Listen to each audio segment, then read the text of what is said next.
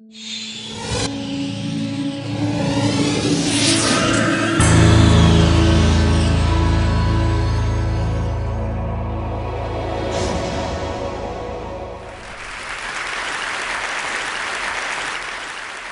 a storyteller, and I would like to tell you a few personal stories about what I like to call the danger of the single story. I grew up on a university campus in eastern Nigeria. My mother says that I started reading at the age of 2, although I think 4 is probably close to the truth. So I was an early reader, and what I read were British and American children's books. I was also an early writer. And when I began to write at about the age of 7, stories in pencil with crayon illustrations that my poor mother was obligated to read, I wrote exactly the kinds of stories I was reading. All my characters were white and blue-eyed. They played in the snow. They ate apples. And they talked a lot about the weather, how lovely it was that the sun had come out. Now, this despite the fact that I lived in Nigeria. I had never been outside Nigeria. We didn't have snow. We ate mangoes. And we never talked about the weather because there was no need to. My characters also drank a lot of ginger beer because the characters in the British books I read drank ginger beer. Never mind that I had no idea what ginger beer was. And for many years afterwards, I would have a desperate desire to taste ginger beer. But that is another story. What this demonstrates, I think, is how impressionable and vulnerable we are in the face of a story, particularly as children. Because all I had read were books in which characters were foreign, I had become convinced that books, by their very nature, had to have foreigners in them and had to be about things with which I could not personally identify. Now, things changed when I discovered African books. There weren't many of them available, and they weren't quite as easy to find as the foreign books, but because of writers like Chinua Achebe and Kamaralaye, I went through a mental shift in my perception of literature. I realized that people like me, girls with skin the color of chocolate, whose kinky hair could not form ponytails, could also exist in literature. I started to write about things I recognized. Now, I loved those American and British books I read. They stirred my imagination. They opened up new worlds for me. But the unintended consequence was that I did not know that people like me could exist in literature. So what the discovery of African writers did for me was this. It saved me from having a single story of what books are. I come from a conventional middle-class Nigerian family. My father was a professor. My mother was an administrator. And so we had, as was the norm, live-in domestic help who would often come from nearby rural villages. So the year I turned 8, we got a new houseboy. His name was Fide. The only thing my mother told us about him was that his family was very poor. My mother sent yams and rice and our old clothes to his family. And when I didn't finish my dinner, my mother would say, "Finish your food. Don't you know people like Fide's family have nothing?" So I felt enormous pity for Fide's family. Then one Saturday, we went to his village to visit. And his mother showed us a beautifully patterned basket made of dyed raffia that his brother had made. I was startled. It had not occurred to me that anybody in his family could actually make something.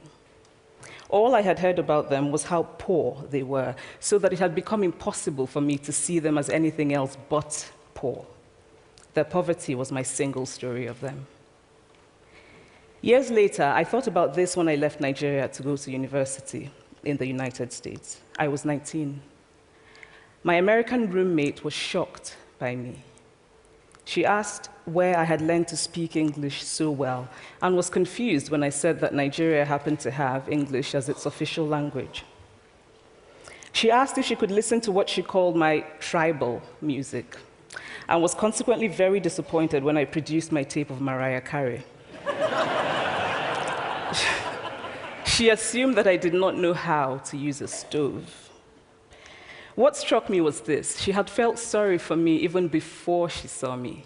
Her default position toward me as an African was a kind of patronizing, well-meaning pity. My roommate had a single story of Africa, a single story of catastrophe. In this single story, there was no possibility of Africans being similar to her in any way, no possibility of feelings more complex than pity, no possibility of a connection as human equals. I must say that before I went to the US, I didn't consciously identify as African. But in the US, whenever Africa came up, people turned to me, never mind that I knew nothing about places like Namibia. But I did come to embrace this new identity, and in many ways, I think of myself now as African, although I still get quite irritable when Africa is referred to as a country, the most recent example being my otherwise wonderful flight from Lagos 2 days ago, in which there was an announcement on the Virgin flight about their charity walk in India, Africa, and other countries. So after I had spent some years in the US as an African, I began to understand my roommate's response to me.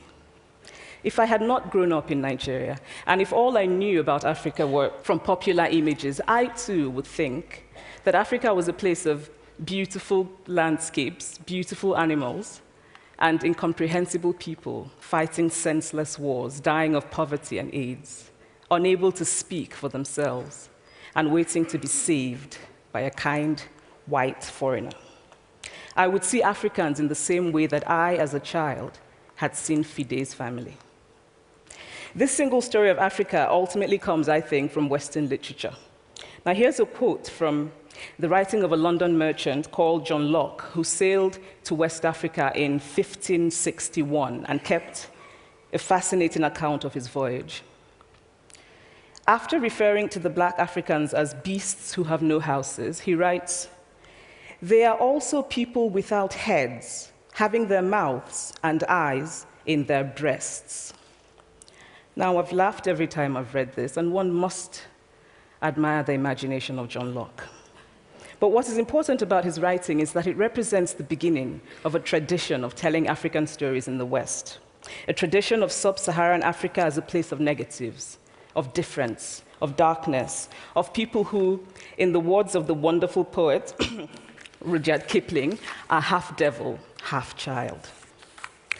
And so I began to realize that my American roommate must have, throughout her life, seen and heard different versions of this single story. As had a professor who once told me that my novel was not authentically African. Now, I was quite willing to contend that there were a number of things wrong with the novel, that it had failed in a number of places, but I had not quite imagined that it had failed at achieving something called African authenticity. In fact, I did not know what African authenticity was. The professor told me that my characters were too much like him, an educated and middle-class man. My characters drove cars. They were not starving. Therefore, they were not authentically African. But I must quickly add that I, too, am just as guilty on the question of the single story. A few years ago, I visited Mexico from the US. The political climate in the US at the time was tense, and there were debates going on about immigration. And, as often happens in America, immigration became synonymous with Mexicans. There were endless stories of Mexicans as people who were fleecing the healthcare system, sneaking across the border, being arrested at the border, that sort of thing. I remember walking around on my first day in Guadalajara, watching the people going to work, rolling up tortillas in the marketplace, smoking, laughing. I remember first feeling slight surprise, and then I was overwhelmed with shame. I realized that I had been so immersed in the media coverage of Mexicans that they had become one thing in my mind, the abject immigrant. I had bought into the single story of Mexicans, and I could not have been more ashamed of myself. So that is how to create a single story. Show a people as one thing, as only one thing, over and over again, and that is what they become. It is impossible to talk about the single story without talking about power. There is a word, an Igbo word, that I think about whenever I think about the power structures of the world, and it is nkali. It's a noun that loosely translates to be greater than another. Like our economic and political walls, stories too are defined by the principle of Nkali. How they are told, who tells them, when they are told, how many stories are told, are really dependent on power. Power is the ability not just to tell the story of another person, but to make it the definitive story of that person. The Palestinian poet Mourid Barghouti writes that if you want to dispossess a people, the simplest way to do it is to tell their story and to start with secondly. Start the story with the arrows of the Native Americans and not with the arrival of the British, and you have an entirely different story. Start the story with the failure of the African state and not with the colonial creation of the African state, and you have an entirely different story. I recently spoke at a university where a student told me that it was such a shame that Nigerian men were physical abusers like the father character in my novel. I told him that I had just read a novel called American Psycho, and that it was such a shame that young Americans were serial murderers. Now,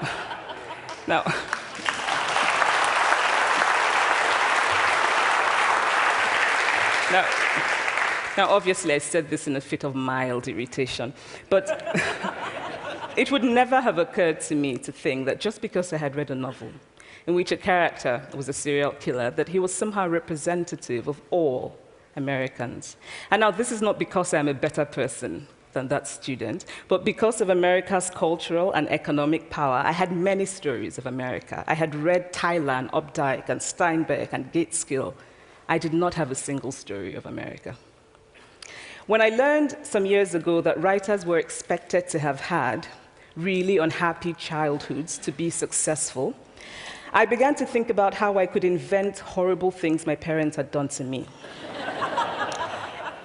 But the truth is that I had a very happy childhood, full of laughter and love, in a very close-knit family.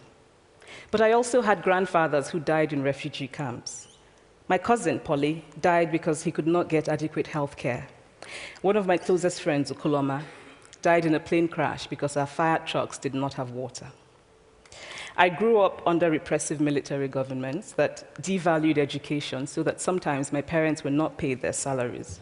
And so as a child, I saw jam disappear from the breakfast table. Then margarine disappeared. Then bread became too expensive. Then milk became rationed. And most of all, a kind of normalized political fear invaded our lives. All of these stories make me who I am. But to insist on only these negative stories is to flatten my experience and to overlook the many other stories that formed me.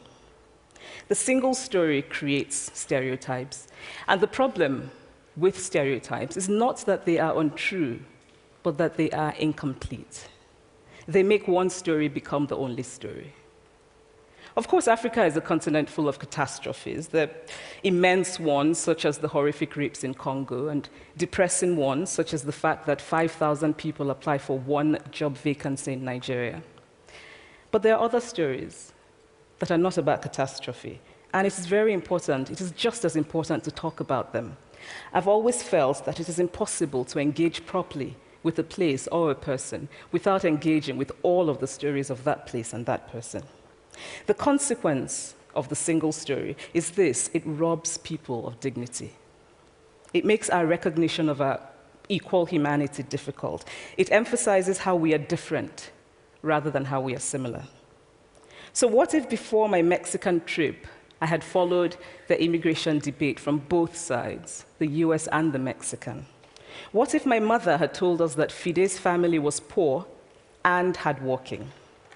What if we had an African television network that broadcast diverse African stories all over the world, what the Nigerian writer Chinua Achebe calls a balance of stories? What if my roommate knew about my Nigerian publisher, Mukhtar Bakare, a remarkable man who left his job in a bank to follow his dream and start a publishing house? Now, the conventional wisdom was that Nigerians don't read literature. He disagreed. He felt that people who could read would read if you made literature affordable and available to them. Shortly after he published my first novel, I went to a TV station in Lagos to do an interview. And a woman who worked there as a messenger came up to me and said, "I really liked your novel. I didn't like the ending. Now you must write a sequel, and this is what will happen." And she went on to tell me what to write in the sequel. Now, I was not only charmed, I was very moved.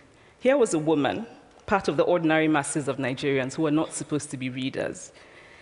She had not only read the book, but she had taken ownership of it and felt justified in telling me what to write in the sequel.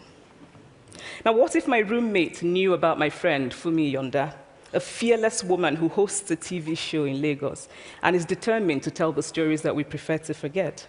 What if my roommate knew about the heart procedure that was performed in the Lagos hospital last week? What if my roommate knew about contemporary Nigerian music, talented people singing in English and Pidgin and Igbo and Yoruba and Ijo, mixing influences from Jay-Z to Fela to Bob Marley to their grandfathers? What if my roommate knew about the female lawyer who recently went to court in Nigeria to challenge a ridiculous law that required women to get their husband's consent before renewing their passports? What if my roommate knew about Nollywood, full of innovative people making films despite great technical odds, films so popular that they really are the best example of Nigerians consuming what they produce? What if my roommate knew about my wonderfully ambitious hair braider who has just started her own business selling hair extensions? Or about the millions of other Nigerians who start businesses and sometimes fail, but continue to nurse ambition? Every time I am home, I'm confronted with the usual sources of irritation for most Nigerians: our failed infrastructure, our failed government, but also by the incredible resilience of people who thrive despite the government rather than because of it. I teach writing workshops in Lagos every summer, and it is amazing to me how many people apply, how many people are eager to write, to tell stories. My Nigerian publisher and I have just started a nonprofit called Farafina Trust, and we have big dreams of building libraries and refurbishing libraries that already exist, and providing books for state schools that don't have anything in their libraries, and also of organizing lots and lots of workshops on reading and writing for all the people who are eager to tell our many stories. Stories matter. Many stories matter. Stories have been used to dispossess and to malign, but stories can also be used to empower and to humanize. Stories can break the dignity of a people, but stories can also repair that broken dignity.